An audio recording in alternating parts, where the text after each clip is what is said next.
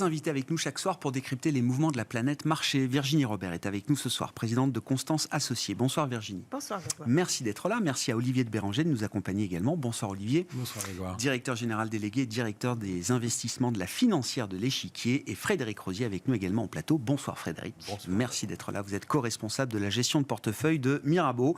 C'est le sujet à la une de Smart Bourse depuis des jours maintenant, le rallye d'automne.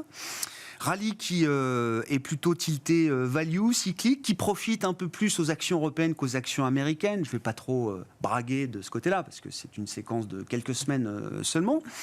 Comment considérer ce rallye, Virginie ? Les actions américaines rebondissent également, mais comme le rallye est un peu plus value, c'est l'Europe qui en profite le plus. Oui, absolument. Vous avez très bien décrit. C'est encore une histoire de momentum. Voilà, puisqu'on a suivi l'évolution des taux et des anticipations de taux. À partir du moment où on a eu quelques signes d'encouragement sur l'inflation, des deux côtés de l'Atlantique, d'ailleurs, on peut le dire. Cette semaine, on a eu quelques éléments en Europe. Eh bien, il y a une anticipation, je dirais, d'une baisse de l'inflation. Et quelques discours, alors on a eu évidemment le discours de Jérôme Powell hier soir, mais d'autres membres de la Fed, comme vous l'aviez dit, qui sont exprimés. Et donc cette histoire de pivot, notre pivot, finalement, est-ce que ça y est, on a atteint, je dirais que dans cette politique monétaire restrictive, est-ce qu'on a fait le plus dur et est-ce qu'à un moment donné, on arrivera sur une période de stabilité ? C'est ça qui a encouragé le marché. Mais c'est une histoire de momentum. C'est-à-dire que le marché est encore dans du momentum. Et ce qu'on a pu voir, moi, ce que je constate en particulier sur le marché américain, c'est que ce momentum, il est encore très ancré. Donc on l'a vu hier, dès que on encourage effectivement et qu'il y a une détente sur les taux, le Nasdaq se reprend. C'est pas, pour moi, c'est pas encore un rallye tout à fait sain, quelque part. Parce que moi, ce que j'aimerais voir, c'est effectivement dans le cadre de cette normalisation de l'économie. On est encore en phase de normalisation après ce qu'on a vécu en 2020-2021. Dans le cadre de cette normalisation, ça serait intéressant de retrouver quand même un peu plus de fondamental et de réanalyser les fondamentaux des sociétés. Et je trouve que ces mouvements de marché ne sont pas encore... ne prennent pas en compte suffisamment ces fondamentaux et cette différenciation. Ça commence un petit peu peut-être aux États-Unis. Donc, qu'est-ce qui reflète pour vous là ce manque de fondamental ? Alors, par momentum, vous entendez l'idée que on achète ce qui monte, quoi, sans trop. On achète des secteurs, on achète des idées. C'est ça, c'est les éléments macro qui dominent. D'accord. Et évidemment, l'élément macro qui va dominer dans les semaines à venir, ça va être le rythme du ralentissement économique, qu'on peut qualifier de soft landing, hard landing, récession. On n'en sait rien encore. Voilà, soyons clairs. C'est bien résumé. Il y a un ralentissement. Il y a un ralentissement qui est en cours. C'est évident. Et il est logique. Il est cohérent avec ce qui se passe. Maintenant, quelle sera l'ampleur ? Et là, ça va être intéressant parce que dans le cadre de ce ralentissement, parce que je vous rappelle que quand même cette année 2022, les hausses des chiffres d'affaires des entreprises ont été portées encore par cette sortie de 2 ans de croissance contrainte, fabriquée. Oui. Moi, je l'appelle fabriquée, moi je le dis. Et par cette inflation, parce que l'inflation s'est auto-entretenue, bon nombre de sociétés ont répercuté évidemment la hausse des coûts, mais ont été au-delà. Et ce qui a permis la préservation des marges. Et vous dites que le marché est en train d'extrapoler un peu trop certaines idées de 2022 sur 2023 ? Oui, absolument. Et concrètement, qu'est-ce qui vous fait dire dans le marché américain qu'il y a des...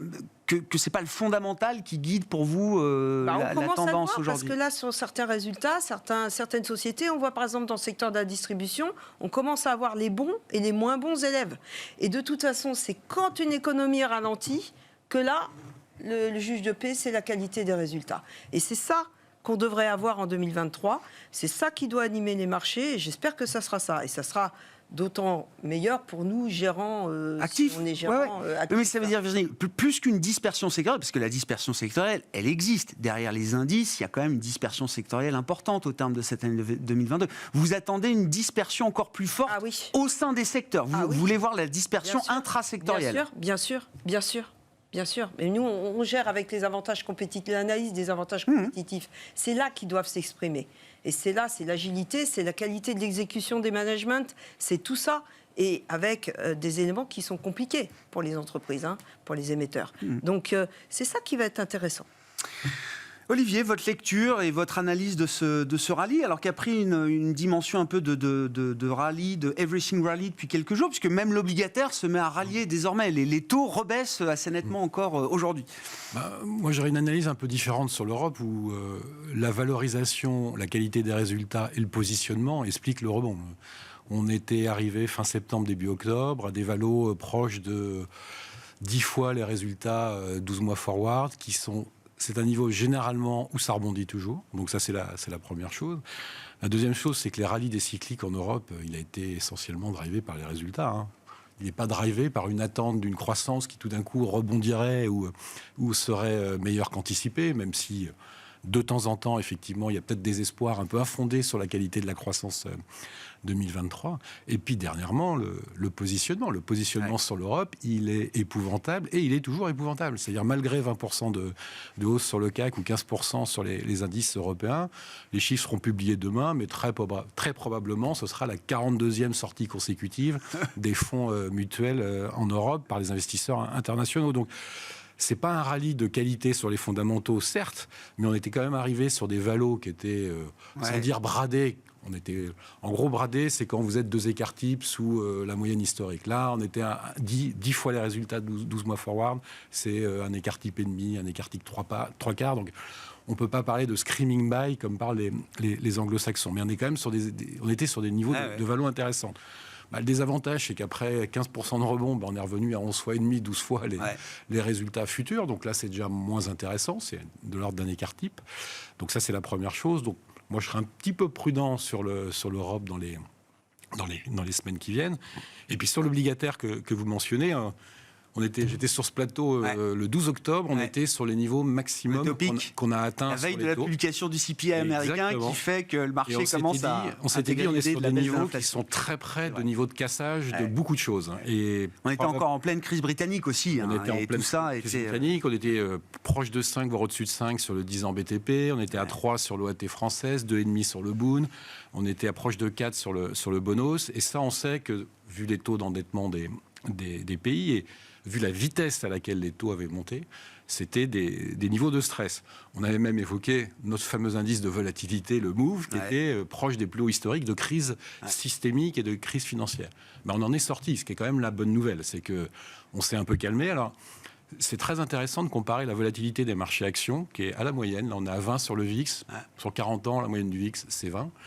On était à 160 sur notre indice MOVE, on est revenu à 125, 130. La moyenne historique, c'est 90. Donc ça veut dire qu'on s'est calmé, mais la peur n'est quand même pas sortie du marché obligataire. Et dans cette période, sur les marchés, on a vu un positionnement qui était short, en gros surtout, short sur les actions et short sur les obligations, qui s'est racheté alors. On parle des CTA, on parle des fonds de tendance. Qui bouclent en novembre, généralement. Leur année se boucle en novembre. Donc moi, ça me paraît assez cohérent avec une valo qui était quand même plutôt bradée en Europe, même si ce n'était pas incroyablement bradé. Des qualités de résultats des cycliques qui ont été pas mauvais. Notamment le secteur bancaire a bien publié au troisième trimestre. Et puis un positionnement qui est délétère contre l'Europe, mais ça, c'est historique, ça devient historique. Ça devient historique, ça devient une persistance historique. Assez standard, et je pense que c'est ça qui explique la grande partie. Et donc vous dites, c'est plus, oui, c'est ça, il y a plus de raisons techniques qui expliquent le rallye que de raisons encore fondamentales d'espoir sur 2023. Et ces raisons techniques s'auto-alimentent, c'est-à-dire que si vous parlez aux chartistes, aux rois de l'analyse technique, ils vont vous dire que partout on est sur les 200 jours moyenne mobile, partout les RSI commencent à être un peu bizarres, donc en gros, soit on continue de monter fortement, soit on retrace un peu. Mais on est un peu, et demain on a un chiffre de chômage, c'est généralement sur les chiffres du CPI ou du chômage qu'on a la tendance, je pense qu'on aura la tendance pour la fin d'année vers 14h30 demain. Bon, que vient sanctionner ce rallye d'automne selon vous, Frédéric? Est-ce que c'est plutôt le passé des éléments techniques? Est-ce qu'on prend déjà un peu de l'avance en mode espoir sur de potentielles bonnes nouvelles de 2023? Ce qui est un risque, peut-être à un certain stade. Alors, moi, je partage tout à fait l'avis. Je crois énormément aux facteurs techniques, pour le coup, sur la nature du rebond. Je pense effectivement que on se souvient d'ailleurs, courant été, de ces grosses positions short, certains hedge funds qui annonçaient à grand bruit qu'ils shortaient le marché prenant 20 ou 30 ou 40 lignes short. Fièrement, je short l'Europe. Je short l'Europe. Là, ils sont un peu mal. Et donc, on a un short squeeze qui s'est opéré. Je pense que pour le coup, les investisseurs long terme ne sont pas revenus. On le voit sur les flux. Ils ne sont absolument pas présents sur le marché. Ils ne reviendront pas. Et la nature même des rebonds, quand vous prenez 3-4%, parce que le rebond qu'on a connu hier, c'est le 3e ou 4e rebond à peu près de même nature qu'on a connu depuis 1 ou 2 mois. Quand vous avez ce genre de mouvement, vous imaginez bien que ce n'est pas un investisseur long terme qui tout d'un coup va rouler sa position, se mettre à acheter. Donc clairement, ce qu'on appelle un short squeeze, c'est-à-dire on a des systèmes de ce qu'on appelle un gamma, d'accord, gamma négatif, qui fait que lorsque vous êtes vendeur optionnel, plus le marché monte, plus vous êtes obligé d'acheter. Et donc ça fait un mouvement auto-entretenu. Et je crois énormément à cette thèse, effectivement, d'un aspect technique relativement fort qui peut se retirer aussi rapidement. Autre chose, sur la valo, juste une petite remarque, effectivement, lorsqu'on regarde les forwards 12 fois, oui, mais pour l'instant, lorsqu'on regarde un peu les projections des analystes, on est encore en croissance bénéficiaire aux États-Unis, de l'ordre de 6-7 de mémoire. En Europe, on doit l'être encore.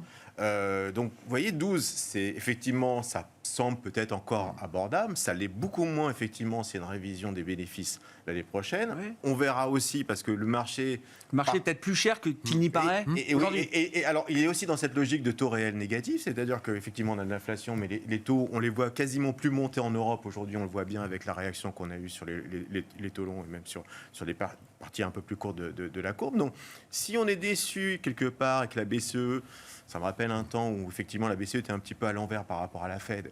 La BCE tient un cap malgré tout et on a une révision des bénéfices. Le 12, ça devient même excessivement cher. Donc il faut faire attention à ça. La question que je me pose honnêtement, le rallye, il est peut-être de fin d'année, il a peut-être déjà eu lieu et je pense qu'il serait peut-être j'ai encore de la place sur les États-Unis honnêtement, mais sur l'Europe, c'est vrai qu'on a du mal à se projeter, notamment lorsqu'on regarde la nature du rebond qui s'est opéré quand même avec beaucoup de valeurs aussi cycliques. Et ça ne matche pas forcément avec les anticipations de récession qu'on pourrait avoir en Europe. Ça, je suis d'accord que ça ne matche pas avec le narratif, mais c'est impossible d'imaginer qu'il puisse y avoir des bonnes surprises suffisantes qui permettraient de justifier ce rallye sur l'Europe dans les 3-6 prochains mois. Alors j'avais évoqué le sujet sur... La récession en Allemagne, elle ne sera pas aussi profonde que ce qu'on imaginait il y a encore 3 mois, par exemple. Est-ce que vous vous rappelez, on avait évoqué le sujet sur la croissance, par exemple dans le secteur du luxe, il y avait quand même un quart de la croissance du secteur du luxe qui était due à l'effet Forex. Exactement. Ouais. Donc je veux bien... Mais là, le Forex, il est en train de partir à toute berzingue de l'autre côté. Le dollar baisse. Le dollar baisse. Dire les choses. Donc la question, c'est effectivement, est-ce que pour le coup, dans un monde qui ralentit, voire qui se contracte, puisqu'en dessous de 2% de croissance, on est en contraction, est-ce que oui ou non, la nature des résultats, qui a été soutenue même pour des valeurs cycliques et exportatrices, je pense à des Michelin, des Schneider et autres, est-ce que oui ou non, l'effet Forex ne va pas peser dans ce cadre-là ? Et si la Chine rouvre pour le luxe ? C'est la cerise sur le gâteau. Le dollar, on s'en fout. Si la Chine rouvre demain, il y a un one-off de consommation, de revanche, de shopping. Incroyable pour les valeurs du luxe. Allez voir Hermès et LVMH. Est-ce que vous pensez 30 secondes qu'ils ont été vraiment atteints par le ralentissement et la fermeture de la Chine, vu qu'ils ont quand même opéré énormément par la digitalisation. Donc je ne suis pas sûr que même... Il y a eu quelques magasins fermés quand même. Enfin, je veux dire, c'est pas business as usual non plus. Oui. Mais bon, d'accord, oui, les chiffres franchement, sont là. Les taux de croissance qu'on a là-bas... C'est flat d'ailleurs, year to date. Hermès et LVMH, ça perd rien au 1er janvier. Exactement. Donc, passionnant. Et les multiples, typiquement, excusez-moi, je finirai là-dessus, les multiples, on s'étonnait, Hermès, au pic de valorisation, c'était quasiment 69 fois les bénéfices. Et là, on a combien ? Là, on est retombé à peu près à 40. Maintenant, on est de nouveau à 50. C'est-à-dire qu'on est au-dessus de la moyenne historique. Donc, sur la bande des PE, on est en train de taper le haut maintenant. Oui, les taux rebaissent. Vous voyez, on repart dans le même cycle qu'on évoquait il y a encore maintenant un an. Donc, pour l'instant, ça va, mais attention. Et à l'inverse, l'effet Forex sur les sociétés américaines, et on l'a bien vu, y compris dans les consensus des analystes, n'avait pas été suffisamment bien apprécié. dans l'effet négatif. Ouais, bien sûr, oui, la force du dollar, on l'a vu le dans vent les contraire du dollar. communications, ça a été un poids important, ça n'avait pas été suffisamment apprécié, ça a probablement, effectivement, participé aux déceptions. Donc là, moi, je pense que, logiquement, quand on est dans un scénario où on se dit stabilité des taux, enfin encore des hausses des taux à venir, ne me faites pas dire ce que j'ai pas dit. Non, oui. Voilà. Oui. Mais concrètement, on s'appuie tous sur cette hypothèse. Un dollar à 1,07, un euro-dollar à 1,07, 1,08, là, les sociétés américaines respirent. Alors évidemment, pour l'investisseur, il y a un effet court terme puisque libellé en dollars, mais sur le long terme, c'est beaucoup plus sympathique. Et sur les marges, parce qu'on a vu, moi je vais parler des cycliques américaines. Je suis plus sur je vois alors soit des cycliques, soit ce qu'on appelle les staples, les consommations de basiques, base. Voilà. Là, il faut bien dire que dans la construction des marges, qui ont été très bonnes, qui sont bien maintenues. Il y a eu un effet fantastique, chiffre d'affaires, bonne consommation, plus évidemment hausse des prix, donc l'effet volume et l'effet prix. Bon, demain, quel sera l'effet volume ? L'effet prix, ils ont passé des hausses de prix qui ont été quand même très importantes, même au-delà de... D'ailleurs, moi, ça m'a affolé, même quand j'en ai vu certaines, j'ai rencontré, j'ai dit, c'est pas possible. Ils ont été un peu gourmands, un peu greedy sur les prix. L'impact sur les marges, c'est ce que j'appelle les Fat Cat Margins, c'est que là... le Fat Cat Margins va peut-être être un peu en difficulté parce qu'il y a quand même et ces valeurs-là, elles ont atteint parce que c'est inhabituel, ces valeurs-là, elles ont atteint des valorisations qui ne laissent pas la place à une petite déception sur les marges demain. On parle de staples ou de valeurs cycliques, qui généralement ne sont pas très chères. Il y a des staples qui se payent bien plus cher qu'une valeur. Prenez le Google qu'on aime bien, qui est classique, enfin qu'on aime bien, qui peut être discuté. Mais c'est 18 fois le PE, donc c'est 18 fois, et prenez un Procter qui est à 24. Mais c'est cyclique, Google, c'est de la pub. Oui, d'accord, mais regardez les taux de croissance quand même, attendus, même avec une révision à la baisse des croissances, évidemment, sur le chiffre d'affaires et encore plus, évidemment, sur les earnings, puisque ce Google, c'est flat, ce qui est attendu. Donc, mais quand même, voilà, il y a une espèce de... Donc là, je pense qu'il faut... Et c'est pour ça que je parlais de momentum, parce qu'il faut qu'on revienne, et les gérants actifs reviendront, puisqu'ils sont absents. Et c'est ça, la qualité d'un rallye, c'est quand les gérants, effectivement, actifs, qui aient pu ces éléments techniques et qu'il y ait cette couche fondamentale qui se mette en place. Olivier, je reviens quand même sur l'histoire du Forex. Comment on réfléchit à la question de la course du dollar à travers 2023 ? C'est quand même un facteur clé et beaucoup de conséquences en matière d'investissement découlent de la course du dollar, en l'occurrence, et des taux américains, bien sûr. Ce qu'on constate déjà, c'est que l'euro est incroyablement sous-valorisé. C'est-à-dire, si on regarde les PPP, on sait tous que ça dépend des modèles, mais c'est entre 1,30 et 1,40. Donc, quand on est sous 1, il y a 40% de réduction sur les actifs en euros. On peut voir ça comme ça. Pourquoi il y a ça ? On sait bien, on est au contact de la guerre. C'est nous qui sommes les premiers impactés par l'explosion du prix de l'énergie, le pincement de marge dû à ces explosions. C'est ça qui coûte à la zone économique. Mais si on est dans un scénario de ralentissement ou de récession légère en 2023, à mon avis, le dollar, il va continuer à baisser. On va revenir tranquillement vers un 10 et pourquoi pas un 20 dans 18 mois si la situation ne dégénère pas. Et je rajoute aussi qu'il y a toujours un risque qu'on oublie, mais c'est le risque de l'armistice. C'est-à-dire si du jour au lendemain, il y a une armistice d'une manière ou d'une autre, qu'est-ce qui se passe alors ? Qu'est-ce qui se passe ? Là, à ce moment-là, normalement, l'euro va remonter, mais de manière fulgurante, on va prendre au moins 4 ou 5 figures, et puis la situation sera un peu différente. Donc, je pense que c'est difficile de faire des prévisions, mais avec une décote comme ça, quand même... Sauf engrenage de la guerre, on doit quand même se rapprocher d'indices à un horizon qui est difficile à donner. Je vous rassure, toutes les sociétés européennes vivront très bien avec un euro-dollar à 1,10, à 1,15 ou même à 1,20. 1,60. On sait tous que le niveau qui commence à embêter tout le monde, c'est quand on passe à 1,25 et qu'on se rapproche d'un 30. Donc en gros, quand on se rapproche de la purchasing power parity, essentiellement à cause des problèmes de compétitivité de l'Europe, il faut un petit décalage sur la valorisation de la monnaie, mais voilà. Donc pour moi, la question, c'est plus, c'est quoi l'ampleur du ralentissement en 2023 en fait, c'est ça la question fondamentale. Vous l'avez tranché ou pas ? C'est possible de choisir une caractéristique de cette récession ? Moi, je pense que... Alors, récession, c'est pas sûr, mais en plus, que ce soit un gros ralentissement ou une récession, moi, je serais tenté de dire, on s'en fiche un peu. Alors, pourquoi on s'en fiche un peu ? C'est parce que si c'est une récession, on va avoir moins 0,1, moins 0,2 sur 3 trimestres de suite, ou plus 0,1 sur 3 trimestres de suite. La différence pour la qualité du résultat des entreprises, c'est rien. Mais c'est rien. C'est-à-dire, effectivement, si les BPA baissent de 10%, bon, bah, très bien, on vaudra 13 fois et demi les résultats en instantanés en zone euro et probablement 12 fois sur 2024. Donc voilà, c'est pas des prix sur lesquels vous êtes inquiet d'acheter.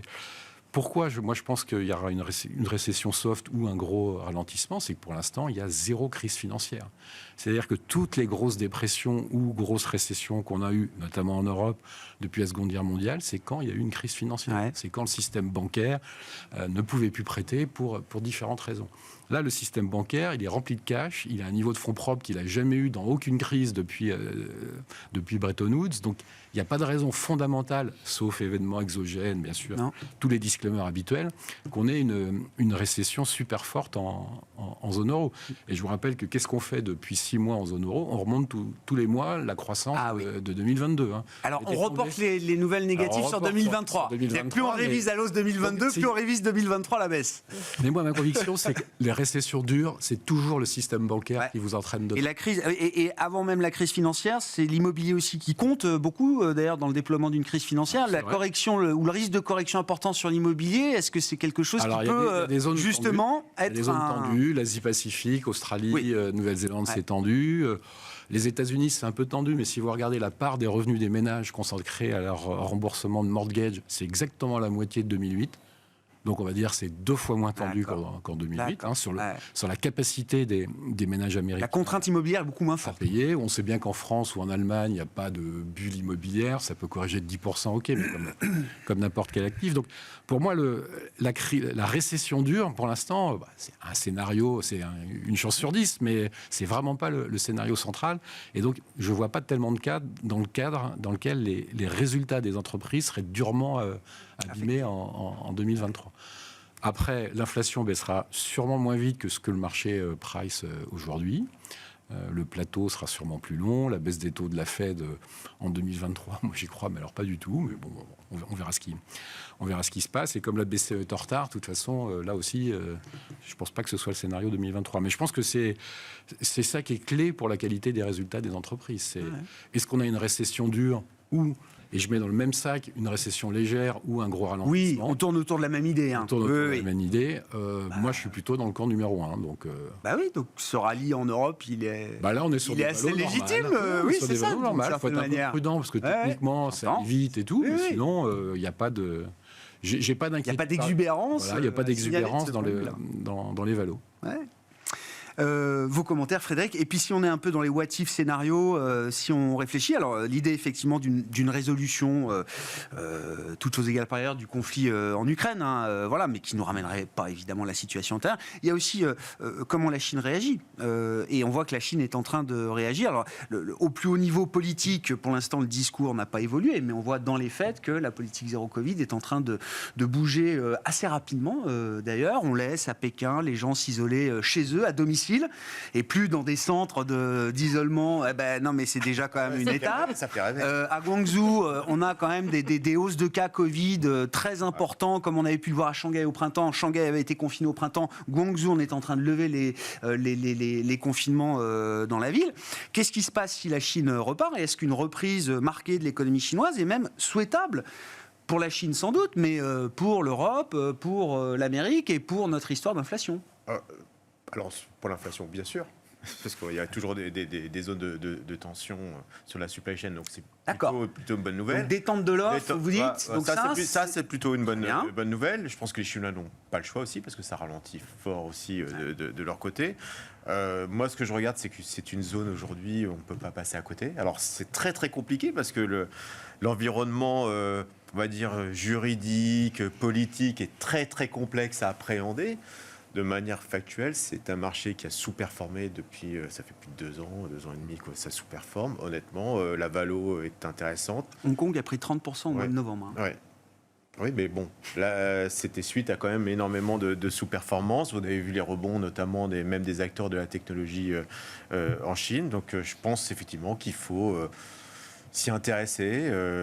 Je suis persuadé qu'il ne faut pas y aller en ligne directe parce que c'est très complexe. Ouais. Parce que quelles sont les manières de faire alors ? Voilà, donc soit des ETF, soit des gestions, des OPCVM très spécialisées, très diversifiées, parce qu'on le voit, il y a des tendances qui peuvent se dégager. On a vu les dernières mesures sur l'immobilier, on peut voir un peu l'impact que ça peut avoir, mais pour le coup, il ne faut pas prendre un pari trop fort sectoriel parce qu'on sait, le réglementaire vient vous taper dessus. On l'a vu sur les technos, avec notamment les politiques sur l'éducation arriver. Une bonne idée devient une très très mauvaise idée, voire pire, du jour au lendemain. Donc voilà, mais je pense réellement que si on veut avoir pour l'année prochaine un portefeuille assez résilient, je pense que la partie chinoise, effectivement, asiatique au sens large même, est une bonne idée. Et comment on mesure le risque d'une réouverture de la Chine ? Non, mais enfin, du risque inflationniste que ça génère à travers les matières premières, notamment. Ouais. C'est un peu le parallèle. C'est-à-dire que c'est bon pour la Chine, mais ça détruit toute l'idée du pivot de la Fed, de la stabilisation des taux. Ça soulage d'un côté, c'est comme pour l'Ukraine. Ouais. Quid du pétrole si effectivement on a une résolution demain. Donc on peut très bien avoir en même temps résolution ukrainienne avec un pétrole qui tout d'un coup perd $20, pourquoi pas, hein, on peut tout imaginer. Et d'un autre côté, la réouverture de la Chine, qui pour le coup a un effet... Mettrait $20 plus sur le pétrole. Voilà. Et donc ça s'équilibre. Non mais globalement... Oui, j'entends, mais il faut considérer toutes les possibilités. Quel est le scénario de l'année prochaine ? Quand on sait au moment où on se parle, il commence à faire froid à Paris quand même, que notre... 1er décembre. 1er décembre, oui, mais bon, on a été épargné, qu'on parle de plus en plus de coupures d'électricité, que la croissance allemande va peut-être dépendre quelque part aussi de l'hiver, de la nature de l'hiver. C'est dur, honnêtement, de se projeter avec ça, et j'ai tendance à penser, peut-être malheureusement, que le vrai driver aujourd'hui des marchés, ça restera les banques centrales. Et quoi qu'il arrive, on l'a vu, le marché, on a revu à la hausse les taux de croissance, voilà, mais ça n'a pas eu d'impact. C'est vraiment, pour le coup, dès qu'on a un déclencheur, c'est les banques centrales qui sont à la manette. Et ça restera ça, à mon avis, dans les mois à venir. Comment on fait sa sélection de valeurs là, sur le marché américain aujourd'hui, Virginie, vous avez déjà donné quelques éléments de contexte. Alors, il y a des valeurs de base très chères. Il y a de la tech qui semble beaucoup moins cher aujourd'hui. Vous évoquiez Google à 18 fois. Vous êtes plutôt un investisseur tourné vers l'univers de la croissance, évidemment, mais, enfin, comme beaucoup d'investisseurs boursiers, bien sûr. Donc, comment on raisonne sur cette thématique ? Pardon ? On prend moins de place. Oui, enfin bon, oui, enfin des fonds value, il n'y en a pas non plus. Il y en a quelques-uns, des fonds value dans de très belles maisons, évidemment. Mais voilà, vous en avez un. Il en reste quelques-uns ici et là, mais c'est pas non plus c'est pas la grande masse. Non, mais comment on réfléchit à la thématique croissance et à la tech, ou en tout cas à cette idée de réinvestir dans la tech. Ce qui est compliqué, c'est que quand on est dans une thématique, qu'on a un biais croissance, on se projette à long terme. Alors, c'est compliqué. Moi, je ne pourrais pas vous répondre sur 2023, même si j'ai des idées. Mais par émetteur, effectivement, et ce que je constate, c'est que le marché, on a vu, là, on a encore eu des résultats. Il y a un secteur qui a été, mais alors, assassiné, c'est les logiciels. Bon. Alors, là-dedans, il y a plein de choses dans les logiciels. Donc, il faut faire son marché tranquillement, il faut commencer à revenir, mais en regardant exactement... Alors, évidemment, il y a une question de valorisation, parce qu'on voit bien que ce qui est encore cher, si ça déçoit un peu, et Salesforce aujourd'hui, donc moins 10, pouf. Bon, alors que les chiffres sont plutôt bons et c'est plutôt rassurant même. Hein. Mais bon, on est toujours dans cette approche, oh là là, c'est encore cher, dans la thématique hausse des taux, on ne comprend pas. Bon, donc...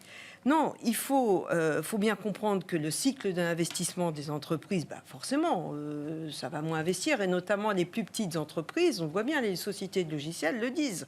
Ce sont les plus petits clients qui restreignent leurs investissements. Donc après, ça fait évoluer le mix, et ça fait évoluer le mix de résultats, les marges aussi. Parfois, ça peut être bon d'ailleurs pour certains.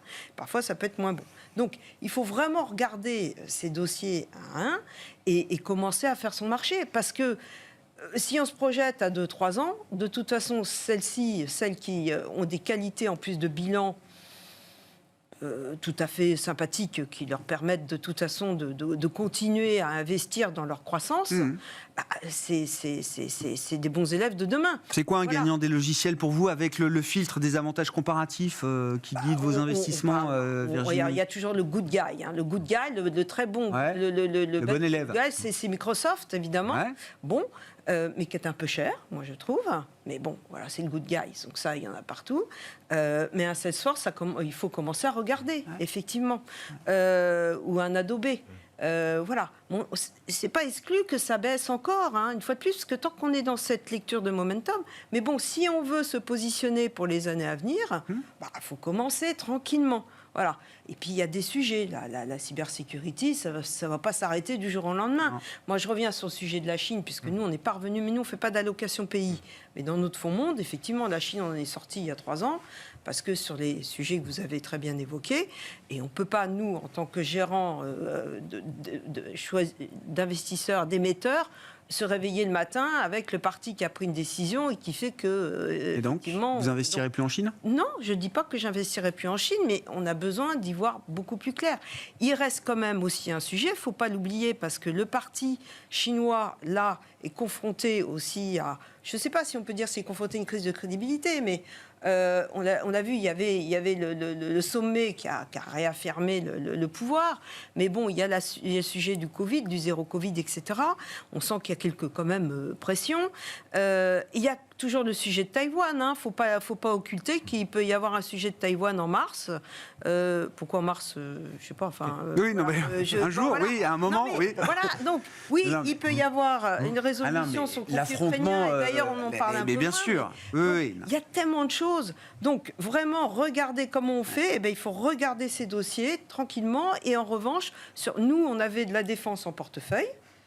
On a allégé la défense, on a pris le profit, ça s'est très très bien comporté, évidemment, ça nous a bien aidé. On l'a encore parce que sur le long terme, ça reste... J'entends. Voilà, mais on a allégé et on réarbitre, on rebalance un petit peu sur de la bonne qualité croissance, tranquillement. Voilà. Non, mais c'est intéressant, les logiciels. On parlait de la value tout à l'heure. Je connais des gens en value qui touchent du SAP aujourd'hui, mais qui n'ont jamais pu en toucher depuis des années. Voilà, Olivier confirme. Le plus gros gérant value aux États-Unis se met à acheter du Meta. Eh bien oui, ou du Roche dans la santé, etc. Oui, Olivier, oui. Non, mais c'est tout à fait vrai. Ce qui est sûr, c'est qu'on avait eu des années de distorsion de portefeuille en termes de style, et que je crois que tout le monde est d'accord pour dire qu'il faut rebalancer un peu, rééquilibrer, des portefeuilles plus mixtes, plus blend. Mais ça veut dire qu'on a en tête que c'est une tendance qui s'inscrit dans la durée, qu'on ne va pas revivre ce qu'on a vécu avec 5 valeurs qui concentrent 60% de la performance du marché sur des années. Probablement pas. Et pourquoi? C'est parce que l'épisode taux zéro est quand même définitivement derrière nous pour les 5 années qui viennent. Donc on sait, et c'est normal, que les écarts de valo qu'on a connus entre du cycle, de la value et de l'hypercroissance, ça se comprime un peu. Ça ne veut pas dire, je suis tout à fait d'accord, que le secteur des softwares est mort ou qu'il y a plein de choses qui vont pas rebondir, mais c'est-à-dire qu'il faut revenir sur des valos un peu plus raisonnables et que l'écart qui était quasi jamais vu entre les valos de value et de croissance se comprime. On le disait tout à l'heure, de toute façon, on connaît les zones value du monde, l'Europe en est une, ça explique sûrement une des raisons de la surperformance du rebond européen plus important que le marché américain. Bon, et puis je voulais qu'on dise un mot aussi, juste garder la parole, Olivier, parce que si j'ai bonne mémoire, vous avez initié le fonds Artis à la financière de l'Échiquier, taux et actions, c'est ça? Est-ce que c'est le retour du beau vieil équilibre, taux-action? Alors, je ne sais jamais dans quel sens ça marche, c'est 50-50, 60-40, 70-30, enfin bon, il y a plusieurs formules différentes, mais le 60-40 américain, 60% actions, 40% taux, est-ce que c'est un truc qu'on a envie de remettre là aujourd'hui en fonctionnement d'une certaine manière? Le 60-40 américain, il est en réanimation là. Il fait sa première année depuis 1932. Oui. Donc, il n'a pas vécu une bonne période. Sur l'Europe, puisque Arty est un fonds européen, je pense que le 60-40, il est très intéressant pour 2023, mais dans l'autre sens. 60% obligations et 40% actions. Pourquoi ? Parce que d'abord, en Europe, il n'y a jamais eu un investisseur qui a des taux d'exposition actions de 60%. Ça n'existe pas. Donc déjà, 40%, il faudra qu'il fasse un effort. Oui. Donc, ça, même 70-30, généralement. 70% oblique, 30% donc, action. c'est la première chose. Et la deuxième, c'est... ça reboucle un peu avec ce qu'on disait tout à l'heure. C'est le crédit en Europe a quand même un intérêt assez évident. On avait parlé depuis le début de l'été. Il y a du portage. Il y a un risque de défaut qui va augmenter en 2023, comme dans tout ralentissement. Mais si on croit à ma thèse que le système bancaire est en bonne santé, c'est quand même une force de rappel très importante, notamment pour les mid-cap, parce que c'est essentiellement les mid-cap qui font appel au financement bancaire. Et puis quand même, on est en décembre, et le gros risque du crédit, c'était quoi ? C'était un arrêt des cash flows dans l'Allemagne. C'était qu'on pouvait même plus rembourser son crédit. Là, je suis pas Miss Météo, je peux pas savoir quel temps on va faire, mais on est quand même en décembre, donc je dirais que le gros du risque, il est quand même absorbable avec les réserves de gaz, et on va pas avoir 3 mois de cash flow à zéro à cause d'usines fermées. Peut-être qu'on aura une semaine, peut-être qu'on aura quelques heures, j'en sais rien, mais ça, pour le crédit, c'est un support énorme. Et la crainte du crédit, le spread de crédit était au plus large juste à la fin juin, ce qui est là où on a commencé à couper Nord Stream, et juste en septembre, quand on s'est dit oulala, les taux, ça part dans le décor, ça monte au plus haut possible. Et c'est pas ce qui se passe. Donc, la capacité des entreprises à rembourser leurs dettes, elle est a priori en meilleur état aujourd'hui. C'était il y a 3 mois ou 6 mois, en tout cas anticipé par le marché. Donc le 60-40, moi je conseillerais de faire 60% d'obligations. Vous faites du triple B ou du double B en euros, vous avez en prenant des obligations 4 ou 5 ans, vous avez un carry qui est autour de 5%. Alors, quand on en avait parlé la dernière fois, c'était plutôt 6 ou 7. Bon, maintenant, c'est plutôt autour de 5. Vous ne prenez pas un risque énorme. Et puis, vous mettez 40% d'actions, parce que je pense qu'autour de 12 fois ou 13 fois les résultats attendus 12 mois forward en Europe, dans 90% des cas, à 5 ans, vous gagnez de l'argent. Donc, c'est plutôt intéressant. Mais en revanche, vous allez avoir des mark-to-market qui, parfois, peuvent vous faire transpirer. C'est les marchés. Bon, sur les idées d'investissement, pour finir avec vous, Frédéric. Alors, déjà, c'est vrai que le 60-40 aux États-Unis, je crois qu'on a fait plus bas, moins 23, moins 24, à rapprocher du moins 27. Il a retrouvé des espérances de retour inédites. Non, mais c'est arrivé que 5 fois dans l'histoire. C'est vrai. Un tel drawdown. Ah oui. Non, mais même. Même. Que les deux poches, les deux moteurs. Alors là, effectivement, on retrouve. Nous, c'est le cœur de nos portefeuilles. On va dire, on est en équilibré, donc on est sur une poche 60-40 et ça revient à peu près à cette exposition, mais à l'international. C'est vrai qu'on a du rendement aujourd'hui un peu partout, clairement. On voit les performances, on a des confrères qui ont fait des fonds datés 4, 5 ans, ils sont quasiment à plus 8 depuis en 2 mois, donc ça a été très très très vite. On a des souches de rendement un peu partout sur l'obligataire. Je vois que certaines souches obligataires sont encore... il y a des rendements assez importants. Je pense notamment à tout ce qui est subordonné bancaire, par exemple. C'est hyper stressé. On a des rendements à 6-7% sur cette poche-là. On parlait de la baisse du dollar, donc il faut quand même penser notamment aux émissions obligataires émergentes. On a par exemple des grands non émergents qui émettent en euros, donc on n'a pas de risque de taux, mais pour le coup, on a des rendements qui sont aussi relativement importants, 5-6%. Le high yield également. Donc il y a énormément de poches de rendement aujourd'hui, c'est cette partie-là. Il y a 1 an, si je me rappelle bien, il y a 1 an, on était pétrifié quand on avait effectivement ces choix d'investissement, parce qu'on était dans une phase d'investissement souvent à taux négatif. Et on voyait que l'hypothèse de gain était en gros entre 0 et 2, et l'hypothèse de perte qu'on a sous-estimée. Mais on n'a jamais été... Alors, voilà. Si on met de côté le reset 2022, et non, parce que c'est quand même pour ça qu'on est... aujourd'hui confortable comme on l'a jamais été sur certains actifs, sur la valorisation de certains actifs et la capacité à délivrer du rendement sur des horizons 3, 4, 5 ans. Je pense que ça fait des années qu'on n'a pas été confortable comme ça. Quelqu'un qui arrive aujourd'hui et qui est dans cette poche équilibrée, il peut dormir tranquille, honnêtement. Je pense qu'il a le facteur, quoi qu'il arrive, assez résilient maintenant sur la partie taux. Pas besoin d'aller... au-delà de 3, 4, 5 ans. Après, c'est la question de risque, mais on peut honnêtement bâtir un portefeuille où on fera 2 à 3 fois, par exemple, la performance des fonds euros. Bon, ben voilà, l'année a été dure, douloureuse, mais C'est l'intérêt du c'est un champ de perspectives nouvelles qui s'ouvre désormais pour les investisseurs. Merci à vous trois, merci d'avoir été les invités de Planète Marché ce soir. Virginie Robert, présidente de Constance Associés, Olivier de Béranger, directeur des investissements de la financière de l'Échiquier, et Frédéric Rosier, co-responsable de la gestion de portefeuille de Mirabeau.